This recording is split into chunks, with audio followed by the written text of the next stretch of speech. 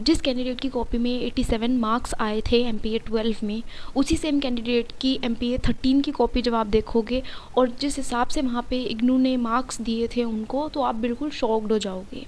हर evaluator same mindset का नहीं होता है। इग्नू मार्किंग स्कीम की रियलिटी दिखाने वाली हूँ आपको। For knowing all of this, you can continue watching this video.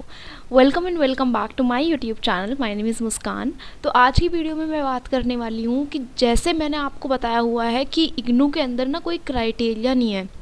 कभी कभी जब आपका एग्ज़ाम अच्छा चला जाएगा तो हो सकता है जब आपके मार्क्स आए आप खुद शॉक हो जाओ कि भाई इसमें तो मैंने अच्छा किया था पर फिर भी क्यों मुझे कम मार्क्स मिले। और कभी कभी ऐसा भी हो सकता है कि कोई एग्ज़ाम आपका थोड़ा एवरेज सा गया हो और उसमें आपको अच्छे वाले के कंपैरिजन में ज़्यादा मार्क्स मिल जाएंगे।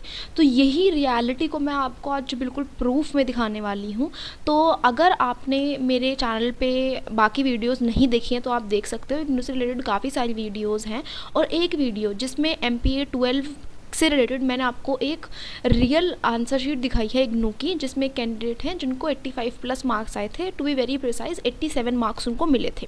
ठीक है, सेम ही कैंडिडेट हैं, उनकी राइटिंग वगैरह सब बिल्कुल सिमिलर है, लिखने का तरीका बिल्कुल सेम है और उनकी MPA 13 की कॉपी आज हम देखने वाले हैं। और मैं प्रूफ के साथ आपको दिखाऊंगी कि कैसे सेम कैंडिडेट जिसने इतनी अच्छी तरीके से अपनी चीज़ों को प्रेजेंट किया MPA 12 में, सेम ही स्ट्रैटेजी उनकी MPA 13 में रही है।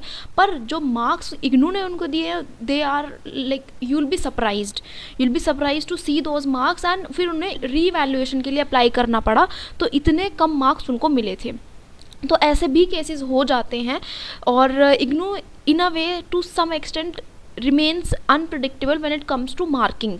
तो आज वो हम इस वीडियो में प्रॉपरली देखने वाले हैं। आगे मैं अटैच कर दूंगी वही रियल कॉपी। बाकी अगर आपको वो MPA 13 की कॉपी चाहिए तो वो आपको मेरे टेलीग्राम ग्रुप पे मिल जाएगी, जहाँ पर और भी इग्नू के स्टूडेंट्स हैं। अगर आपको कोई डाउट हो तो आप वहाँ पे पूछ सकते हैं। और भी रिलेटेड अगर MPA 13 का गेस्ट पेपर चाहिए आपको, वो भी उसी चैनल पर आपको मिल जाएगा। और साथ में एक इम्पॉर्टेंट पार्ट ये भी है कि जैसे जिन स्टूडेंट का MPA 13 का एग्ज़ाम होने वाला है वो इस आंसर शीट को रेफ़र कर सकते हैं, क्योंकि 5 ऐसे आंसर इसके अंदर लिखे होंगे, वो भी प्रॉपर तरीके से। एक मतलब इम्पॉर्टेंट जो भी पॉइंट्स होते हैं, क्या क्या चीज़ें कवर करनी होती हैं, एक प्रॉपर आंसर स्ट्रक्चर की फॉर्म में आपको वो मिल जाएगा। अगर आप MPA 13 के कितनी भी 5 क्वेश्चन को प्रिपेयर करने के लिए इस कॉपी का रेफ़र करते हो तो डायरेक्टली आपको इसमें आंसर मिल जाएगा। ठीक है, इग्नू में बहुत बार चीज़ें बहुत ज़्यादा अनप्रिडिक्टेबल सी हो जाती हैं व्हेन इट कम्स टू कि मार्किंग स्कीम कैसी होगी। ये डिपेंड भी करता है कि उनका जो इवैल्यूएटर रहा है आंसर शीट का वो कौन था। और क्योंकि कुछ लोग ना प्रेफर ये करते हैं कि उनको ना शीट भरी हुई दिखनी चाहिए। मैं जो बोलती हूँ ना कि आपको थोड़ा ऐसा भी करना है कि शीट भरी हुई भी हो और ऐसा भी करना है कि पॉइंटर्स भी लिखने हैं। मैं हमेशा दोनों चीज़ का एक मिक्स मैच करने की बात बताती हूँ आपको। तो आप जब इस कॉपी को देखोगे ना तो आपको समझ में आएगा कि वो मैं क्यों बोलती हूँ, क्योंकि हर इवैल्यूएटर सेम माइंडसेट का नहीं होता है। तो हमें थोड़ा एक मिडल वे जो होता है ना उसको अप्लाई करना होता है और फिर उसी हिसाब से फिर हम एक थोड़ा सेफ जोन में अपने आप को समझ सकते हैं। तो ये वो कॉपी है MPA 13 की। इसमें आप आगे देखेंगे तो ये क्लियरली लिखा हुआ है कि 2022 में एग्ज़ाम हुआ था और पेपर का नाम है पब्लिक सिस्टम्स मैनेजमेंट, इंग्लिश में लिखा हुआ है और यहाँ पर क्लियरली लिखा है। देखो आप, इग्नू ने इनको मार्क्स दिए हैं 46। ठीक है, और 46 के हिसाब से ये कॉपी जब आप देखोगे आपको खुद समझ में आ जाएगा कि यहाँ पर किस तरीके से चीज़ें लिखी हुई हैं। एक और इम्पॉर्टेंट बात, ये कॉपी उसी कैंडिडेट की है जिसके 87 मार्क्स आए थे MPA 12 में, क्योंकि राइटिंग वगैरह लिखने का तरीका सब बिल्कुल एग्जैक्ट सेम है। ठीक है, तो अब इन्होंने ना रीवैल्यूएशन के लिए अप्लाई किया।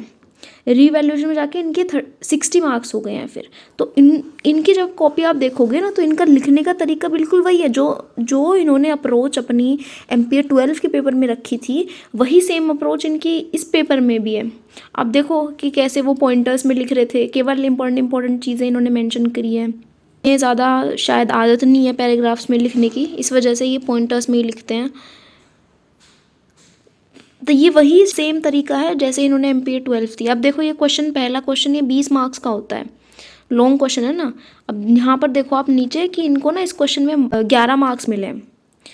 तो ये टीचर पे भी थोड़ा डिपेंड करता है जो चेक कर रहा होता है ना, कि उसकी थोड़ी प्रेफरेंस किस तरीके की। डेप्थ में कंटेंट यहाँ पर लिखा हुआ है तो कंटेंट की तो प्रॉब्लम है नहीं, तो फिर क्या प्रॉब्लम है, ये इस चीज़ के लिए कोई आंसरेबल ही नहीं होता है इग्नू में।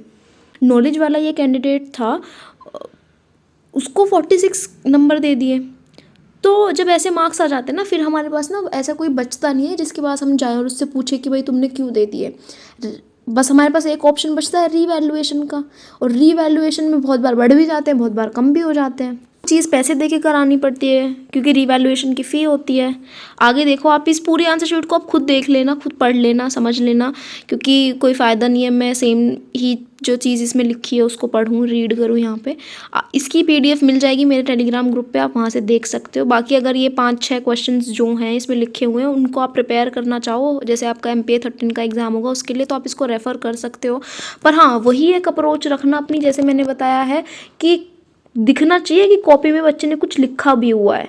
तो थोड़ा जगहों पर आप फ्लो चार्ट्स, डायग्राम्स, जैसे इन्होंने लिखा हुआ है यहाँ पर देखो आप, ये सर्कल में बन करके बनाया हुआ है, ये थोड़ा क्रिएटिव भी होता है, आप इसको भी यूज़ कर सकते हो और फिर थोड़ा पैराग्राफ फॉर्म में भी लिख सकते हो। तो वो एक बैलेंस्ड अप्रोच मुझे लगती है जो होती है एग्ज़ाम के लिए। बाकी आप इस कॉपी को रेफ़र कर सकते हो और इसमें से आप चीज़ें सीख भी सकते हो, क्योंकि यहाँ पर बहुत सारी चीज़ें अच्छे तरीके से लिखी हुई हैं।